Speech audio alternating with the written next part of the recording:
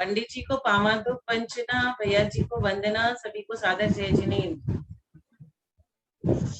सादर जय जिनेन्द्र, सादर जय जिनेन्द्र, सादर जय जिनेन्द्र। शुभ आशीर्वाद, शुभ आशीर्वाद, शुभ आशीर्वाद। जय बोलिए श्री अनंत सिद्ध परमेश्वरी भगवान की जय। जय श्री ओम नमः सिद्धेभ्य, जय श्री ओम नमः सिद्धेभ्य, जय श्री ओम नमः सिद्धेभ्य। नमो अरहंताणम, नमो सिद्धाणम, नमो आयिरीणम, नमो उवजायाणम, नमो लोये सब्बसाहूणम। थे ज्ञान सागर गुरु मम प्राण प्यारे, थे पूज्य साधन से बुध मुख्य न्यारे।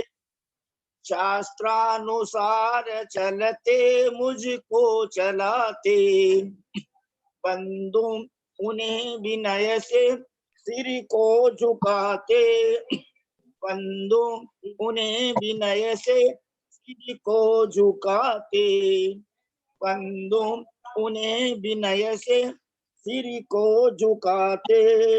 इन पंक्तियों में परम पूज्य आचार्य गुरुदेव श्री विद्यासागर महाराज ने अपने गुरु ज्ञान सागर महाराज की स्तुति की है और उनको वंदन किया है।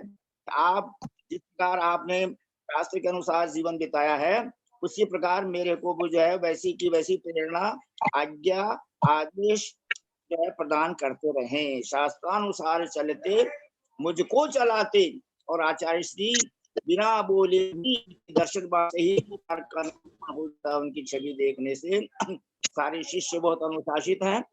अब हम पहले परम आदरणीय जयनगम की प्रकांड विदुषी बहन सोनू जैन जी सीए कोलकाता निवासी, आपसे विनम्र प्रार्थना कर रहे हैं कि आप हमें उत्तम सत्य धर्म के बारे में समझाने की कृपा करें। प्लीज आदरणीय सोनू जैन जी सीए कोलकाता निवासी, आपसे रिक्वेस्ट।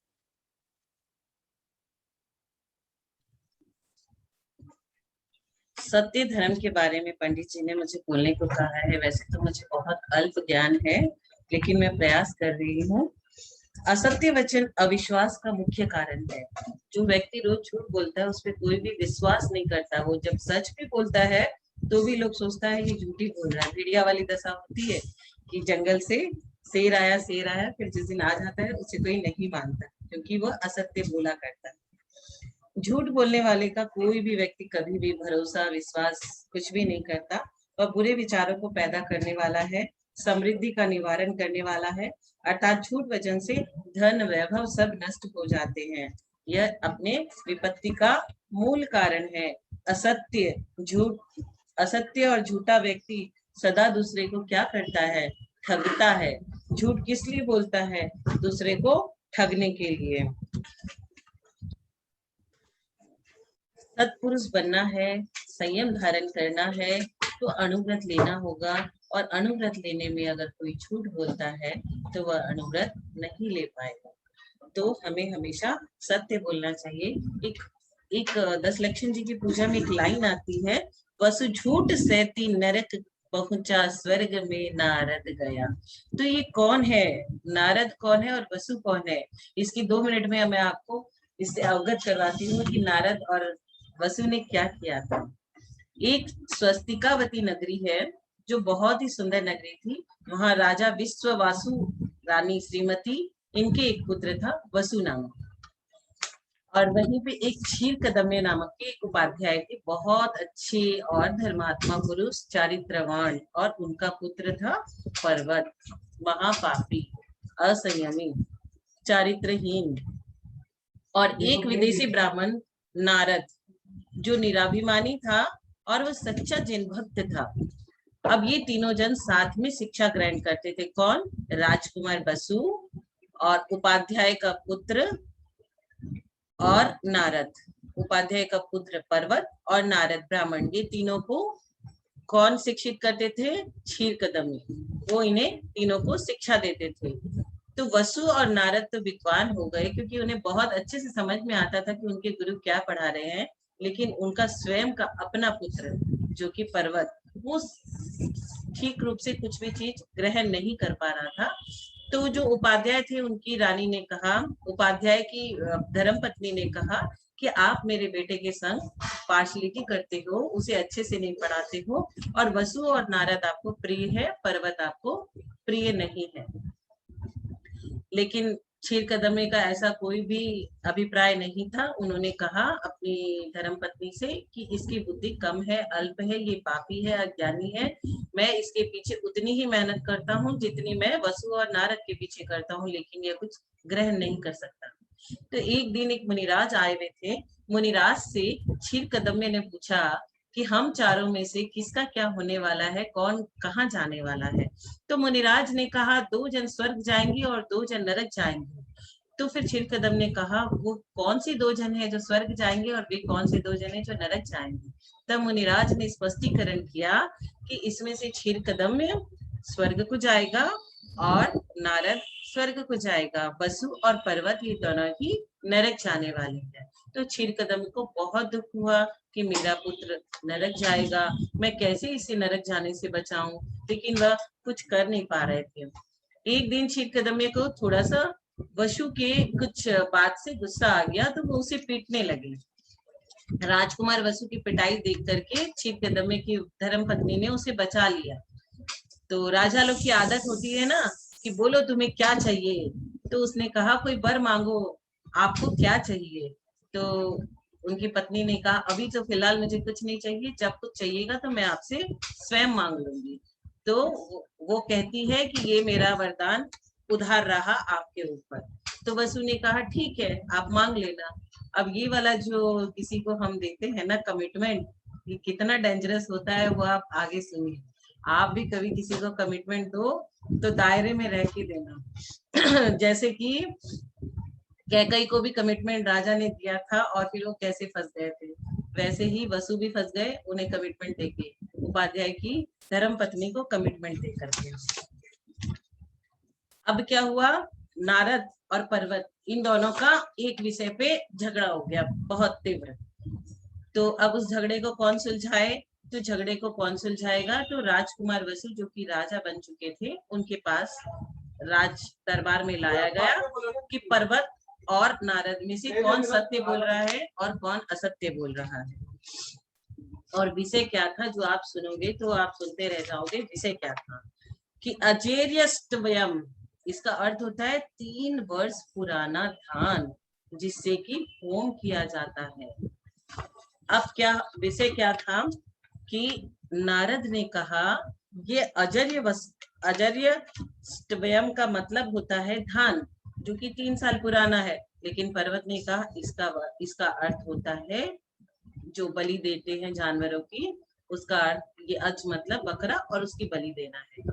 दोनों में झगड़ा हो गया। अब झगड़ा को कौन सुलझाएगा, तो राजा सुलझाएंगे। तो वसु के दरबार में वो दोनों प्रकट हुए।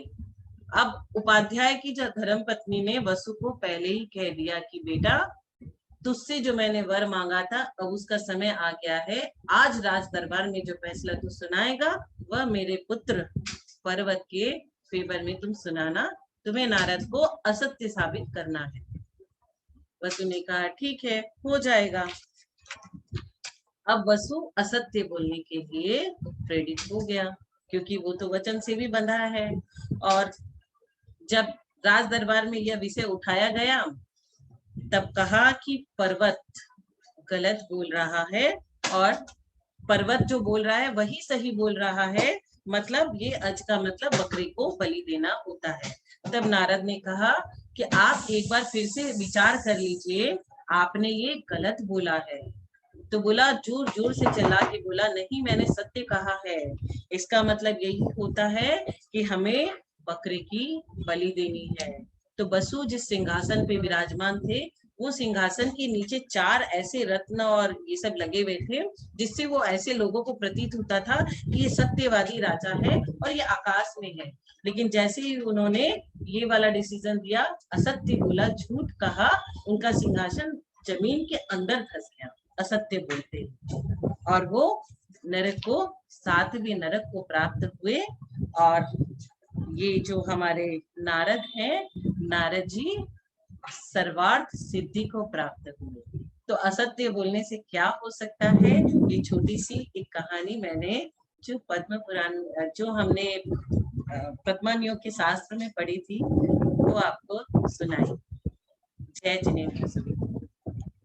बहुत सुंदर, बहुत सुंदर, बहुत सुंदर। आदरणीय सोनू बहन जी, हम आपका सम्मान इसलिए करते हैं कि आपने प्रथमान योग में, शास्त्रों में, ये उत्तर पुराण में भी कथा है, ज्यों का त्यों सुनाया। और आपने सर्वार्थ सिद्धि शब्द का भी प्रयोग किया, यानी नारद जो है दिगंबर जैन मुनि दीक्षा लेके सर्वार्थ सिद्धि में अहमिंद्र बने, जो कि एक ही भाव से मोक्ष में जाने वाले हैं।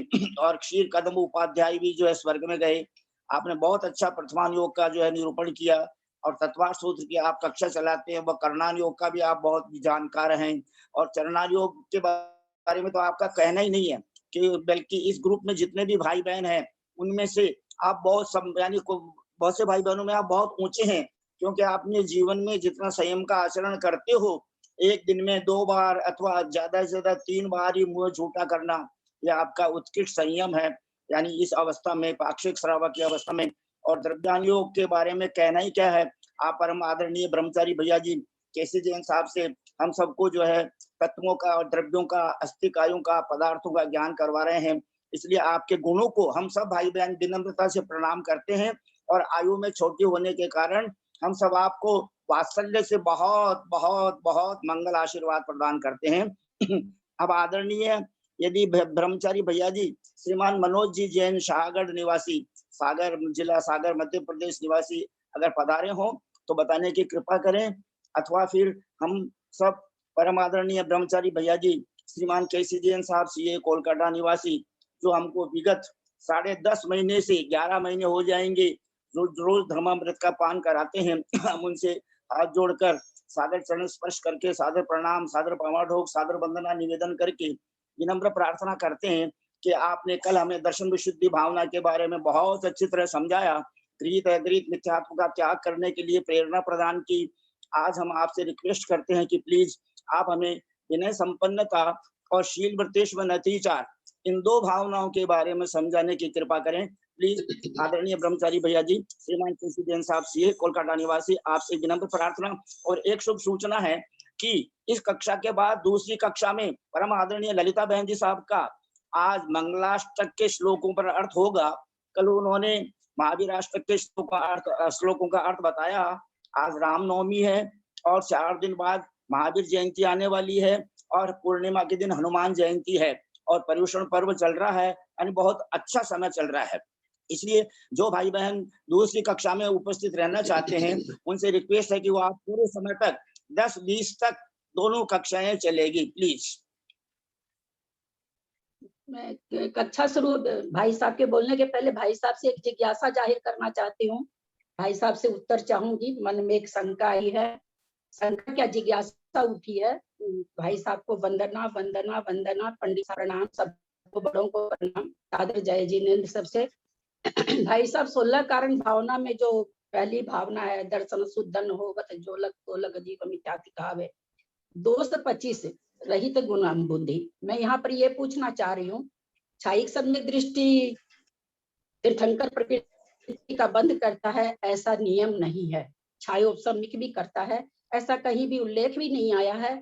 और हम लोग जान भी रहे हैं कि श्री कृष्ण जी ने तीर्थंकर प्रकृति का बंद कर रखा है, जो कि छायोपसमिक सम्यक दर्शन के साथ किया है।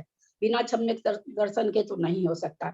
अब यहाँ पर जो 225 रहित गुण बुद्धि, छायोपसमिक सम्यक दर्शन हम लोग को सबको पता है, एक प्रकृति है और दोष सहित है, जल मल अगाढ़ दोष सहित है। तो जो प्रवचन में भी सुनते हैं, ऐसा कहा जाता है दर्शन विशुद्धि भावना में बाकी 15 भावना समाहित हो जाती है, वही सर्वोपरि है। यहाँ उस दर्शन विशुद्धि भावना जो आचार्य हमें बता रहे हैं, 25 दोषों से रहित, और छायोपसमिक सम्यक दर्शन में तीर्थंकर प्रकृति का बंध हो रहा है। इसका तालमेल कैसे बैठे कि दोष के साथ, दोष सहित सम्यक के साथ तीर्थंकर प्रकृति का बंध हो रहा है। और यहाँ तीर्थंकर प्रकृति का बंद करने की 16 भावना में सबसे पहली भावना में उन्होंने 25 दोष से रहित सम्यक दर्शन बताया है। तो थोड़ी सी ये कल सामायिक में चिंतन चला, जिज्ञासा उठी, इसका थोड़ा सा आप अगर शंका समाधान करेंगे तो मुझे अच्छा लगेगा। मेरी शंका हो सकता निर्मूल भी हो, पर मेरे मन में आया, मैं इसलिए आपसे पूछ रही हूँ। वंदना भाई साहब, वंदना वंदना वंदना। बहुत सुंदर, बहुत सुंदर। हम सबको धर्म के मार्ग में, ज्ञान के मार्ग में, सम्यक ज्ञान के मार्ग में आगे बढ़ाने वाले परम आदरणीय ललिता बहन जी साहब ने केसी जैन भैया जी साहब से बहुत अच्छा प्रश्न पूछा है। क्षय सम्यक दर्शन और क्षय सम्यक सम्यक दर्शन और संभवतः शायद औपसम्यक सम्यक दर्शन चौथे, पांचवें, छठे, सातवें गुण स्थान में जहां भी जैसा जो सिद्धांत है, तीर्थंकर प्रकृति का बंद होता है और तीर्थंकर प्रकृति का बंद करके जीव तीसरे नरक भी चले जाते हैं। सांतर वो बंद है, थोड़ी देर के लिए छूट जाता है, जब तक वो मिथ्यात्व रहता है वहां जाकर के पुनः प्राप्त हो जाता है। फिर भी इसका विशेष विशेषण हमारे परम आदरणीय ब्रह्मचारी भैया जी साहब, केसी जैन साहब ये करेंगे।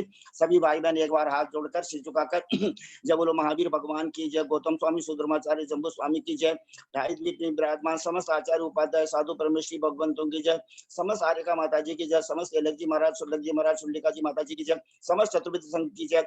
हम सभी भाई बहन हाथ जोड़कर सिर झुकाकर समस्त आचार्य उपाध्याय साधु परमेश्वरी भगवंतों को सिद्ध भक्ति, श्रुत भक्ति, योगी भक्ति और आचार्य भक्ति पूर्वक 3 प्रदक्षिणा देकर बहुत बहुत बहुत बहुत नमोस्तु नमोस्तु नमोस्तु निवेदन करते हैं।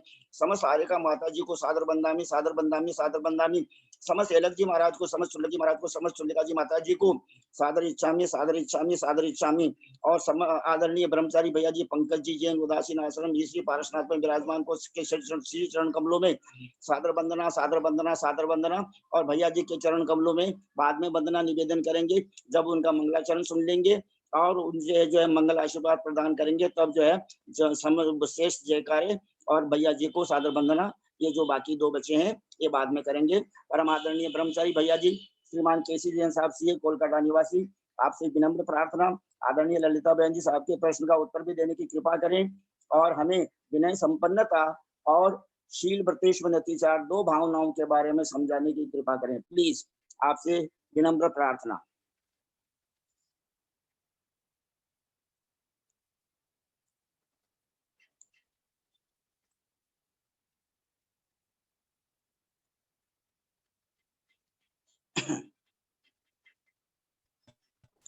ओम नमः सिद्धेभ्यः, ओम नमः सिद्धेभ्यः, ओम नमः सिद्धेभ्यः। ओकारं बिंदु संयुक्तं नित्यं ध्यायन्ति योगिनः, कामदं मोक्षदं चैव ओंकाराय नमो नमः। अविरल शब्द कनोग प्रक्षालित सकल भूतल कलंका मुनि विरूपा सिद्धीर्था सरस्वती हरतु नो दुरितान्। अज्ञानतिमिरान्धानां ज्ञानाञ्जनशलाकया चक्षुरुन्मीलितं येन तस्मै श्री गुरुवे नमः। श्री परम गुरुवे नमः। श्री परम्पराचार्य श्री गुरुभ्यो नमः।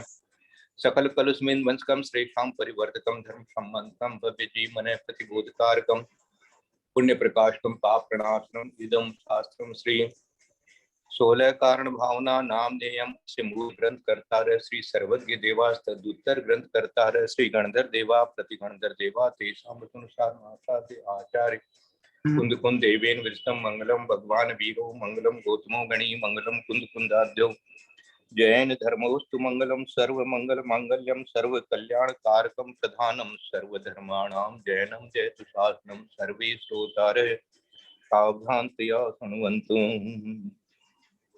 16 कारण भाय तीर्थंकर जे भये, हर्षे इंद्र अपार मेरु पे ले गए।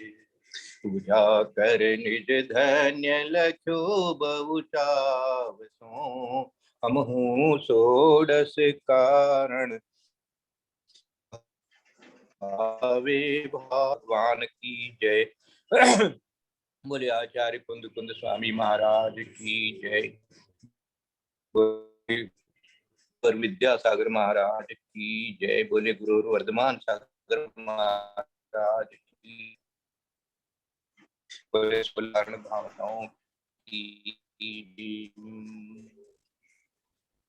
सरस्वती अमरूपिणी विद्यारंभम करिष्यामि सिद्धिर्भवतु मे सदा। बोले द्वासांग जन्माणी माता की।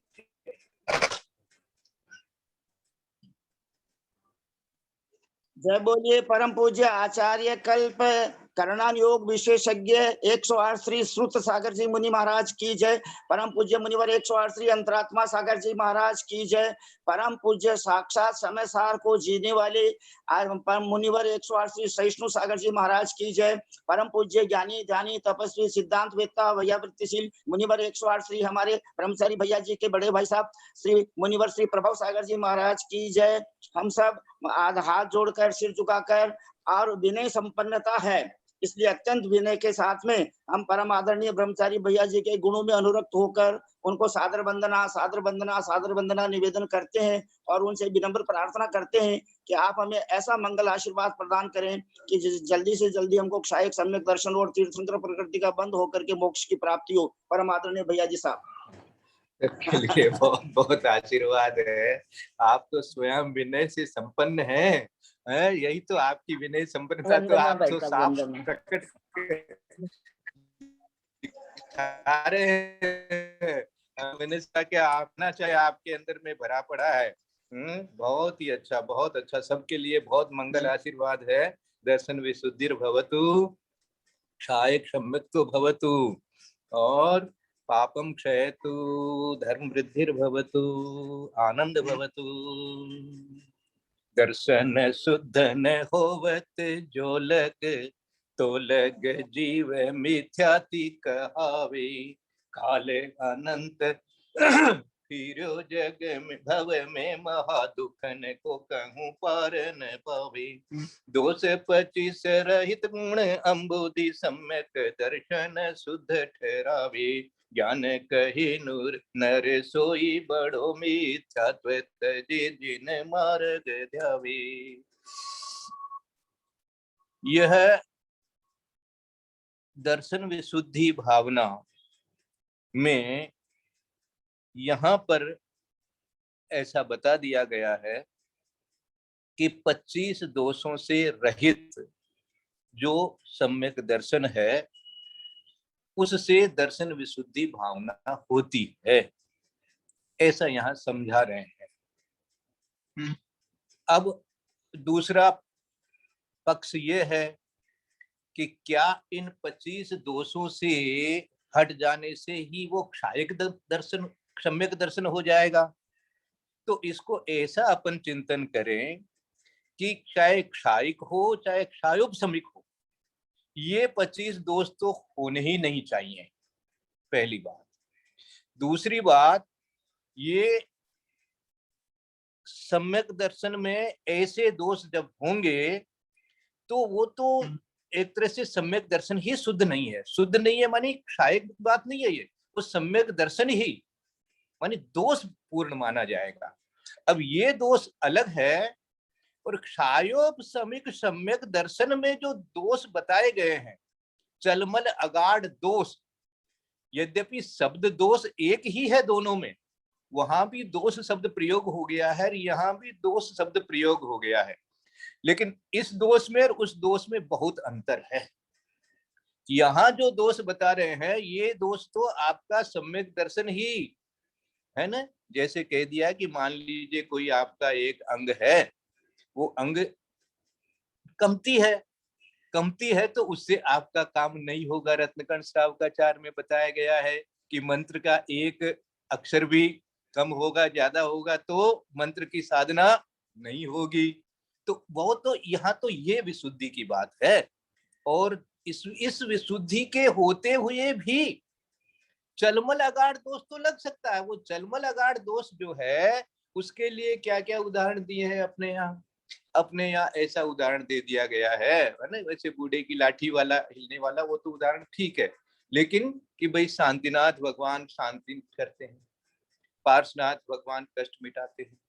अब वो शांतिनाथ भगवान का विशेष यदि कोई कर रहा है, स्तुति कर रहा है, चिंतन कर रहा है, और ये भाव भी है कि भाई जो संसार का भय है वो शांतिनाथ भगवान का स्मरण करने से चला जाएगा। अब उनको उस समय ये नहीं है कि भाई वो दूसरे भगवान में क्या है ये है, लेकिन शांतिनाथ भगवान का वो विशेष चिंतन कर रहे हैं। तो इसको ही वहां पर चलमल अगाढ़ दोष बता दिया गया है। वो चल अगाध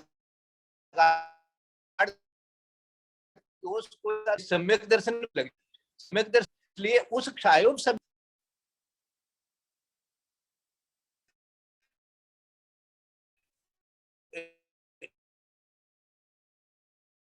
होने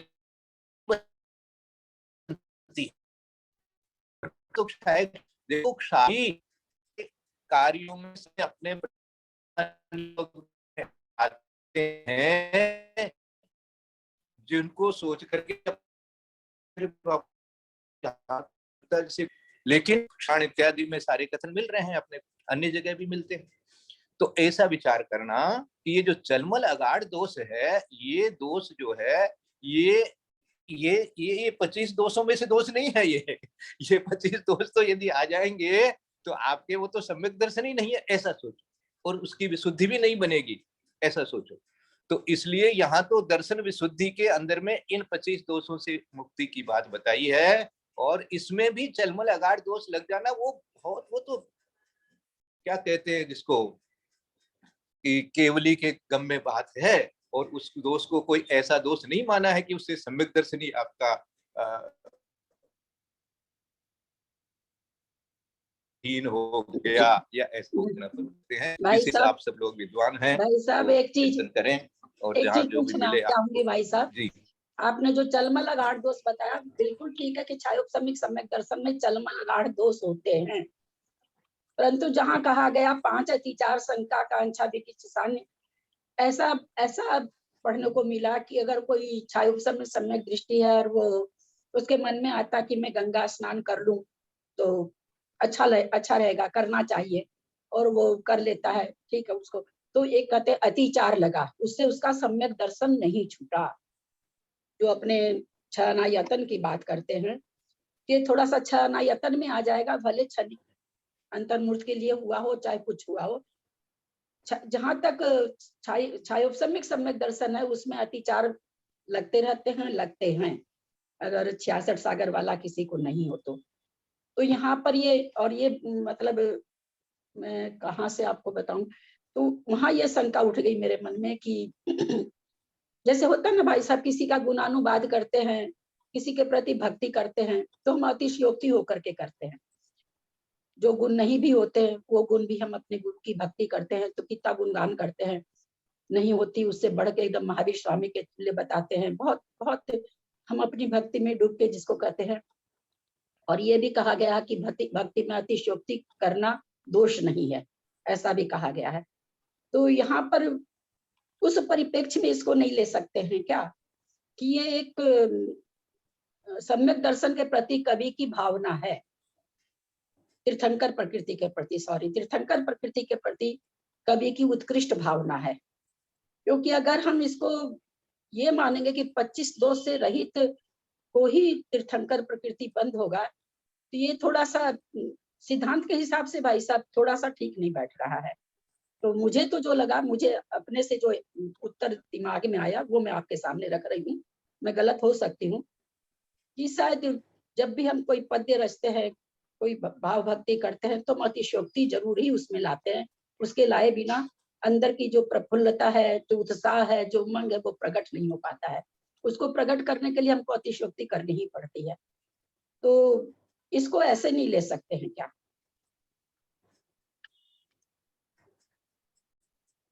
दो बातें हैं। एक बात तो इस तरह का जितना भी कथन, चिंतन और प्रश्न हमने आचार्यों से और मुनिराजों से जब भी किया है, तो एक ही उत्तर आया है पहले तो कि भाई ये सम्यक दर्शन केवली गम्य विषय है।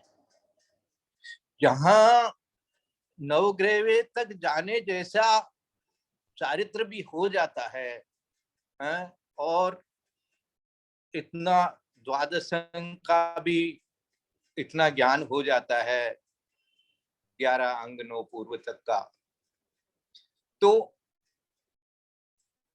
इसलिए ये बाहर से अपन सोचें कि किस कारण से कहां पर क्या है, तो ये अपन नहीं कर पाएंगे। एक उत्तर तो ये दिया गया है। दूसरा उत्तर आपने स्वयं ने दिया है कि जब कोई भी इस तरह की पद्य रचना इत्यादि की जाएगी तो शब्दों की तो एक सीमा है और शब्दों की एक रचना है। तो उस हिसाब से विशुद्धि के लिए इन्होंने ये सारी बातें जो 25 दोष रहित वाली लिखी है, बिल्कुल अपने तरीके से सही लिखी है। अब इसको जैसा आपने समझा है और अभी समझाया है, वैसा यदि समझे तो कोई गलत नहीं है, एकदम ठीक है। ऐसा सोच करके अपन थोड़ा आज आगे बढ़ जाते हैं, ठीक है ना। देव तथा गुरु राय तथा संयमशील व्रतादिक धारी, पाप के हारक काम के क्षारक, शल्य निवारक कर्म निवारी, धर्म के धीर कषाय के भेदक, पंच प्रकार संसार के तारी, ज्ञान कहे विनयो सुख कारक, भाव धरो मन राखो विचारी। देव तथा गुरुराय तप संयम शील और व्रत दिक धारी, है ना। ये व्रत आदि को धारण करने वाले, शील को धारण करने वाले, तप को धारण करने वाले, संयम को धारण करने वाले, और देव अनंत प्रभु, सिद्ध प्रभु, और गुरु राय में आचार्य उपाध्याय सर्व साधु, इन सब के लिए विनय करना। पाप के हारक, काम के क्षारक, ये पाप को हरने वाले हैं, और काम को क्षारक मानी वो भी क्षय करने वाले हैं, क्षारक मानी क्षय करने वाले हैं, मिटाने वाले हैं, हटाने वाले हैं, और शल्य निवारक, शल्य भी हटा देते हैं। कर्म निवारी, कर्म का नाश करते हैं, शल्य हट जाती है।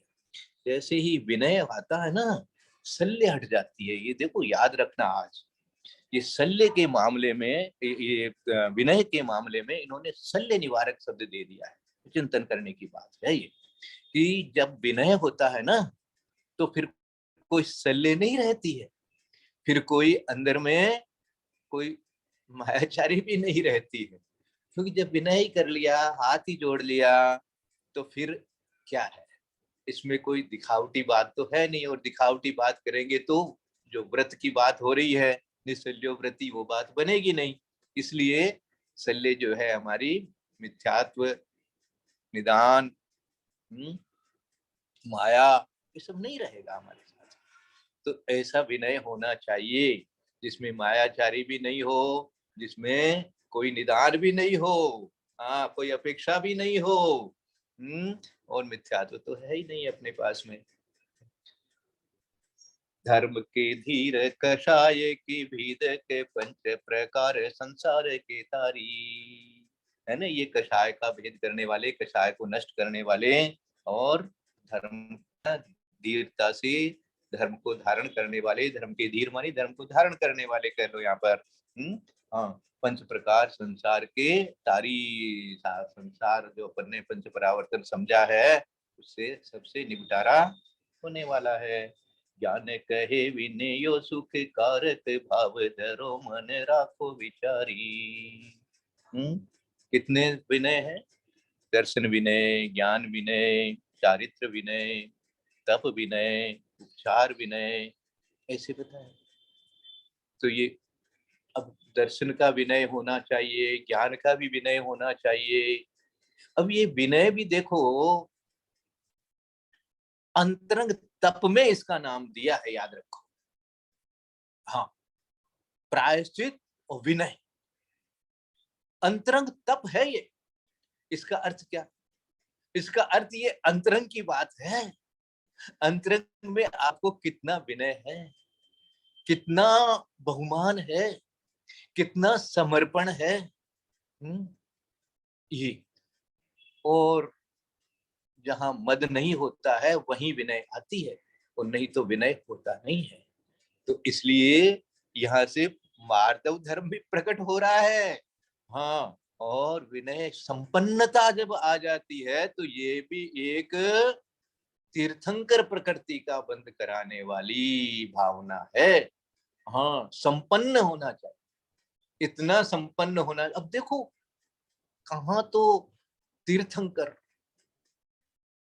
और कहाँ हम लोग जैसे, फिर भी उनके अंदर में विनय संपन्नता भरी रहती है। ये विनय क्या है? ये समस्त प्राणियों के प्रति एक आदर का भाव, विनय का भाव, एक ये उनको नहीं सताने का भाव, उनको किसी प्रकार का कोई कष्ट न हो। हित मित प्रिय जो वचन चलता है वो वही विनय है, वही विनय है उनका। तो यह जो विनय की संपन्नता है, इसको अपने को जितनी भी जो भी कमी है उसको खोजना चाहिए। कहीं भी किसी भी प्रकार की, कहीं मान लें अपने किसी भी भाव में, किसी भी रूप में, किसी भी अवस्था में जो भी विनय में थोड़ी बहुत भी कमी अपने को लगती है, मात्र शब्दों की बात नहीं है, ये भावों की बात है, याद रखिए। हाँ, इसलिए इसको अंतरंग तब कह रहे हैं, इस पर चिंतन करिए। ये अंदर से होता है। बहुत बहुत ऐसे होते हैं लोग जो बोल नहीं पाते हैं इतना। हाँ, जैसे हमारे पंडित जी साहब बोल रहे हैं, इतना जितने लोग और श्रावक हैं वो इतना बढ़िया बढ़िया नहीं बोल पाते हैं, लेकिन उनके अंदर भी उतना ही विनय और उससे ज्यादा भी हो।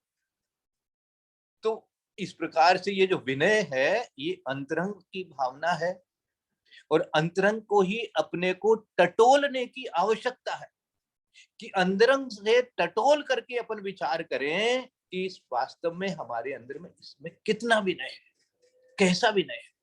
हाँ?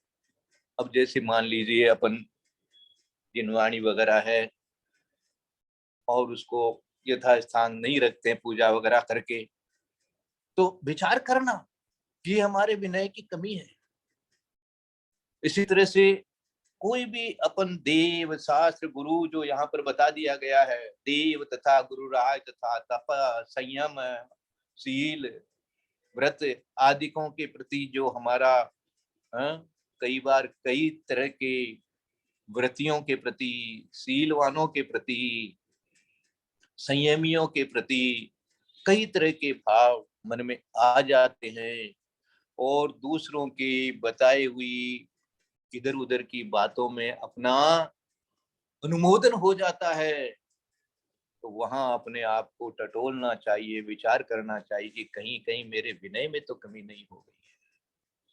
अब कोई ऐसा कहे कि भाई हम तो जो ऐसा करते हैं उनके लिए कैसे विनय करें, वो विनय करना तो हमारे तो उल्टा मिथ्यात्व का पोषण हो जाएगा, ये हो जाएगा, वो हो जाएगा, अनेक प्रकार की बातें सामने दिखाई जाती है। परंतु अपना विवेक क्या कहता है, शास्त्र आपने पढ़ करके क्या सीखा है, तो आपके अंदर में विनय तो होना ही पड़ेगा। किसी भी प्रकार से व्रत का, संयम का, शील का आप अविनय नहीं कर सकते। उसमें यदि अविनय हो गया तो, और याद रख लेना, न धर्मो धार्मिकेर बिना, धर्म कोई ऐसे हवा में उड़ने वाली चीज नहीं है श्रीमान।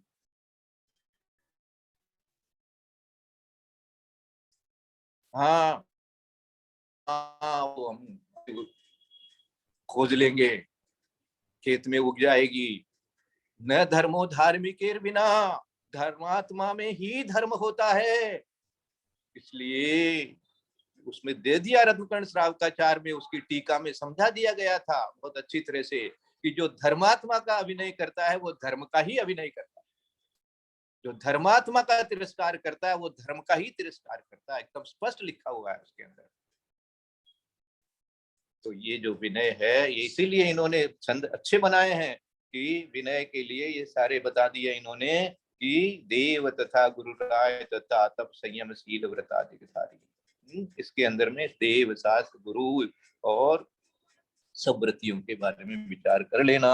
उपचार विनय तो अपने को